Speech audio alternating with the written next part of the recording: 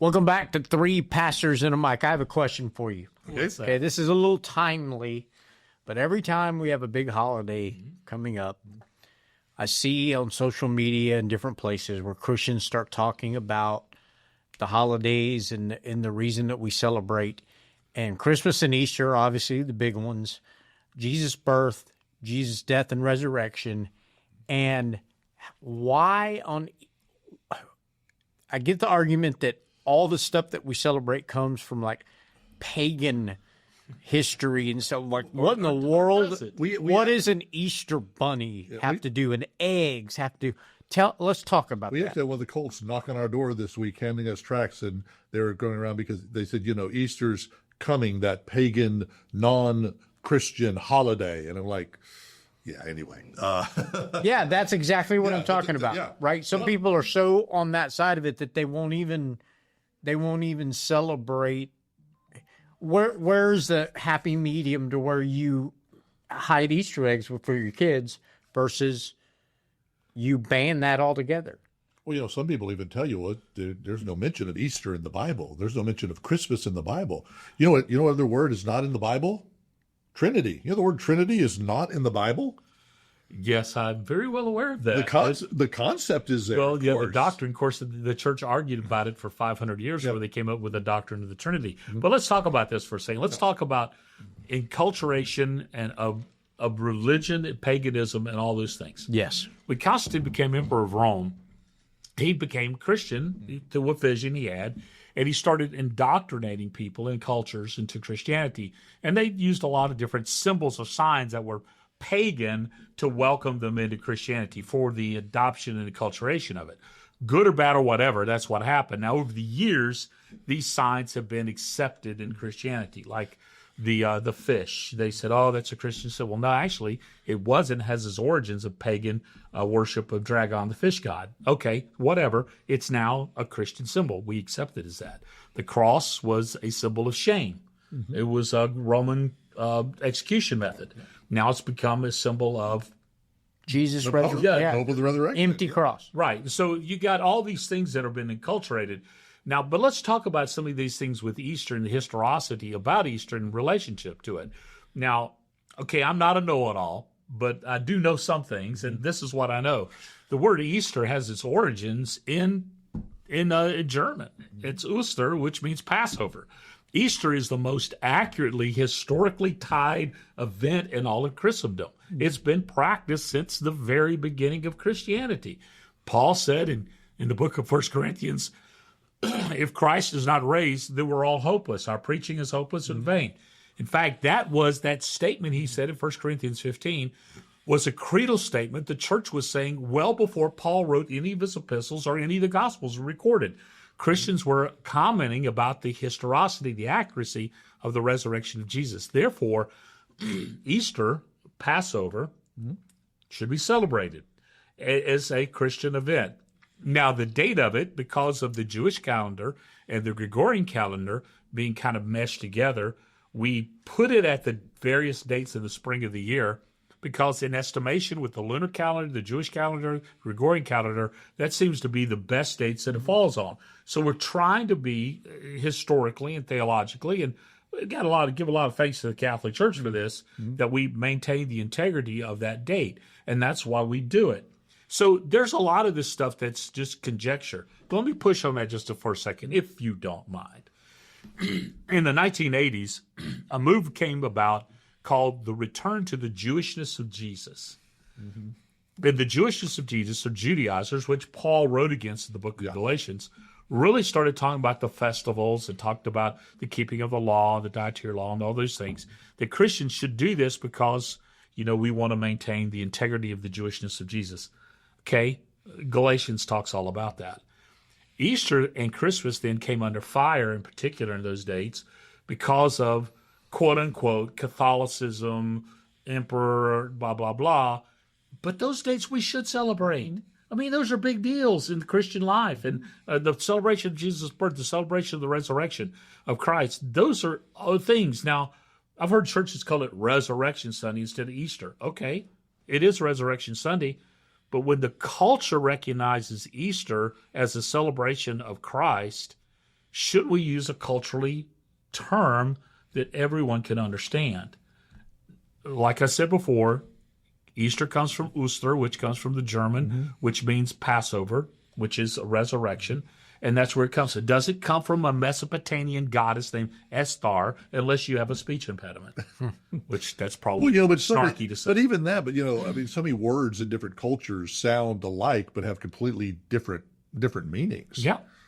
So I like that the German, the Oster, the Easter. That seems to make the most sense. Yeah. Now let's talk about eggs and bunnies. Bunnies, they say the German immigrants brought bunnies to the United States in the 1700s because that was a practice. Had nothing to do with fertility, had everything to do with just celebrating spring.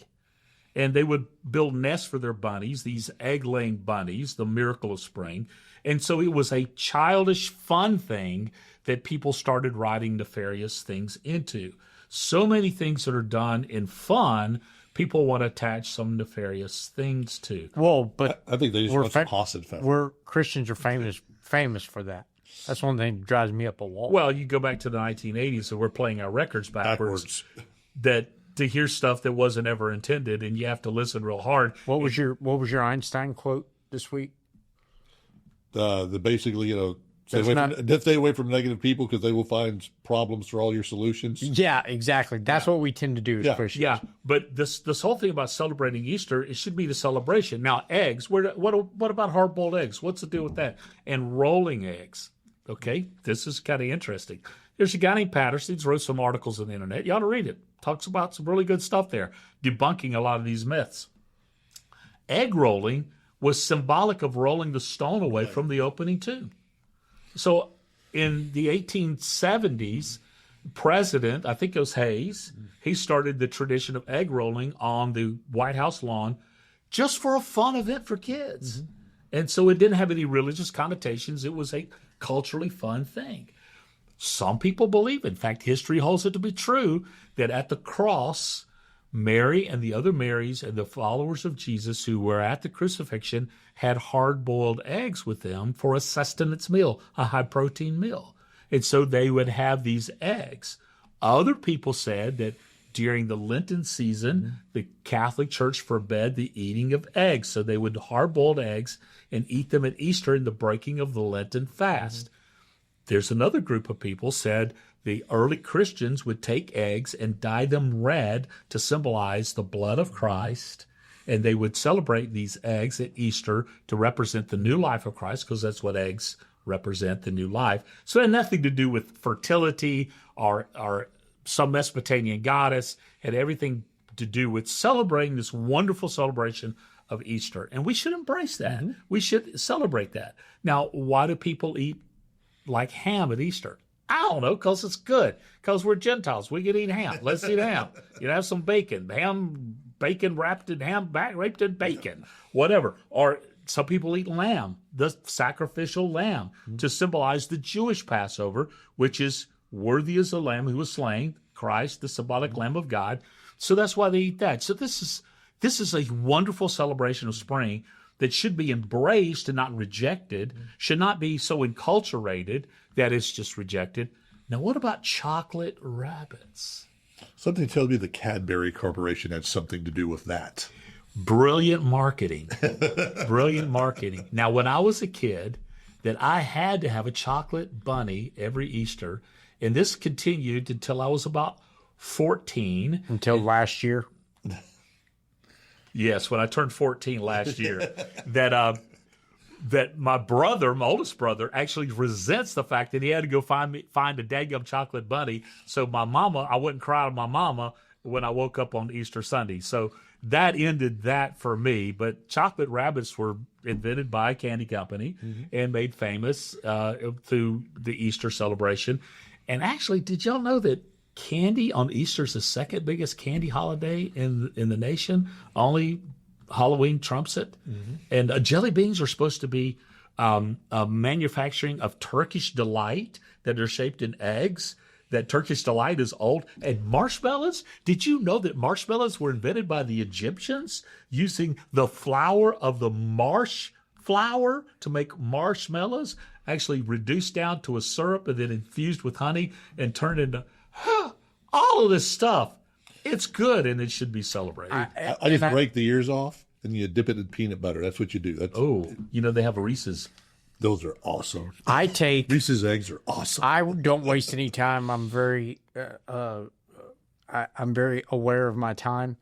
So I pull out a baby tooth, wrap it in a present, put it under a Christmas tree, celebrate the birth of Jesus with an Easter basket, waiting for the tooth fairy to come with Santa Claus. So I get it all done in one night. Okay, it's all great. So basically, the answer to the question is, we read into this what we read into it, and as the years go over the centuries, any little influences there's no way to pick them. They'll catch ground and catch momentum, and all of a sudden we're talking about chocolate bunnies. And all of a sudden we're talking, it's no big deal, right? It's all about Jesus. We get so caught up on the origin of something that, that most people don't even know what the origin of most things are anymore.